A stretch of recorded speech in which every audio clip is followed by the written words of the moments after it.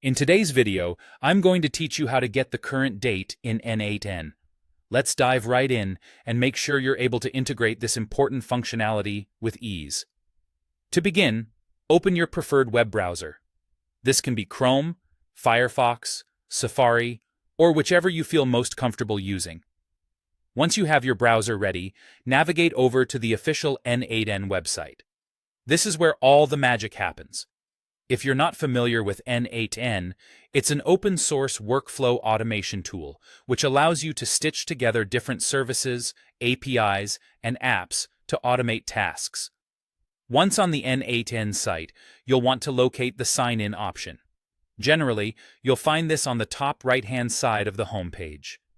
Click on it, and if you haven't done so already, enter your credentials to access your account.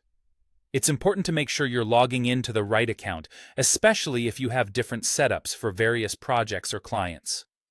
Next, you should navigate to the N8n Editor UI. This is the central hub where you can create and manage your workflows. If this is your first time seeing it, take a moment to familiarize yourself with its layout. Understanding this space will make creating and managing workflows much more intuitive. In the Editor UI, you'll want to click on the Add Node button. This action will open a panel displaying various nodes that you can add to your workflow. Nodes are essential building blocks in N8n that perform specific tasks. In our case, we are interested in finding the node that can provide us with the current date. You can either scroll through the list or use the search function, which can be incredibly handy if you're dealing with a large number of nodes or if you're looking for something specific. Simply type in current date to narrow down your options. Once you find it, click on it to add it to your workflow. And that's about it. By following these simple steps, you've successfully added a node that retrieves the current date in N8n.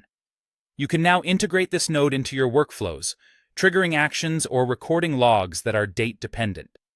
Having this functionality can be particularly useful for time-sensitive tasks or when you're required to maintain precise records. Thanks so much for watching. I hope you found this guide clear and helpful. If you have any questions, feel free to drop them in the comments below.